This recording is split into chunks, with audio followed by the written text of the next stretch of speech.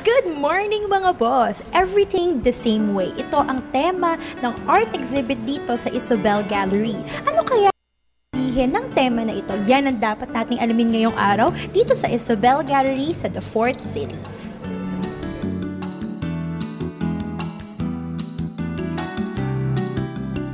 Kasama ko si Norly, ang organizer ng event na ito. So Norly, ano po paano nyo pinlano or inorganize ang event na ito? Well, nag-usap kami ng owner ng gallery, si Mark, na magkaroon kami ng parang anniversary exhibit. So, ang ginawa namin is, sabi ko, mas maraming artists, mas maganda.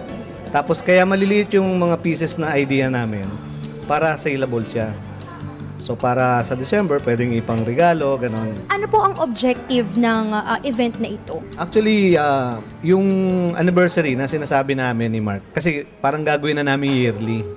Okay. So hindi ko naman alam kung anong month siya nagbukas, pero ginawa na lang namin November para end of the year. So magiging annual na to.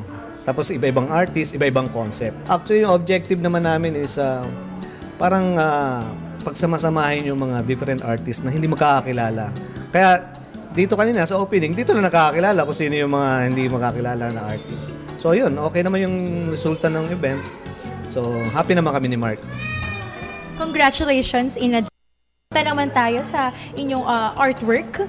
Tell us something about dun sa artwork nyo na mala animation ito. Well, yung same din yung idea dito. It's more on animation, movement. So, ginamit ko yung skill ko in animation and painting, tas kinombine ko siya. Tapos yung subject ko dito is, it's a musician series. Okay? Tapos medyo parang Pinoy yung dating niya, yung damit niya, yung simpleng damit lang. Tapos ito, yung violin, babae, as lalaki nagigitara. So yun lang yung simpleng concept niya. Tapos pinagalaw ko siya habang naglalakad, nagpi-play sila ng music.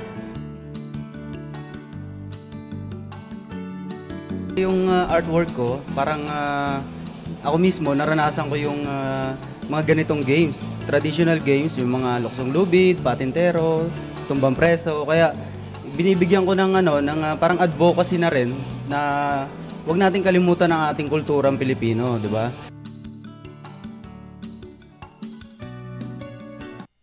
Kinukuha ko collage style siya. Kinukuha ko yung images sa mga books, iniiba ko yung mga context, tapos nilalagyan ko ng iba't ibang pattern.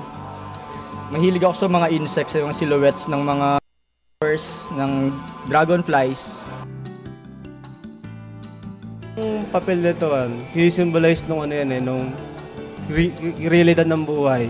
Nandoon yung, di ba sa atin, nakikita natin na di na may alis yung maraming mapapel sa mundo eh. Ando doon yung, kung ba nature na ng mundo yan hindi na maaalis. Yun.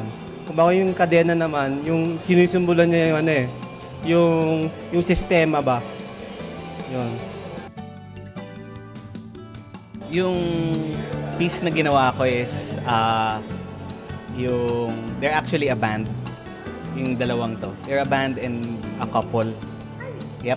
So yung inspiration ko dito sa piece ko is, yung Philippine music scene. So, and they're part of it. Na every band may character sila. So, naisip kong i-portrait sila in my own way. Paano ko sila na-imagine. Yeah. I entitled this Rebuild. It's to connect yung yung puzzle kasi, di ba, pinipiece in natin together. So I was thinking that in each and everyone's lives, meron din tayong mga problema na inaano natin, kumbaga sinosolve natin. So meron superheroes na kailangan ilabas.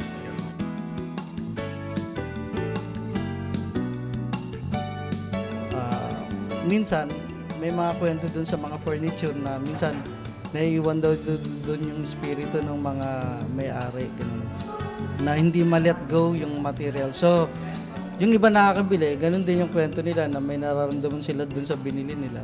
Parang sumapi yung spirit ng may-ari.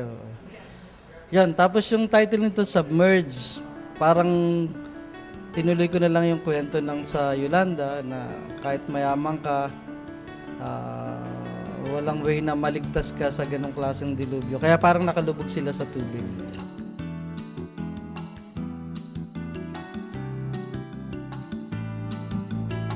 Ang bawat isa sa atin ay merong unique characters. Their masterpieces represents who they really are. Kaya kung gusto niyo pa sila makilala, pumunta na kayo dito ngayon sa Isobel Gallery sa Bonifacio Global City, The Fort.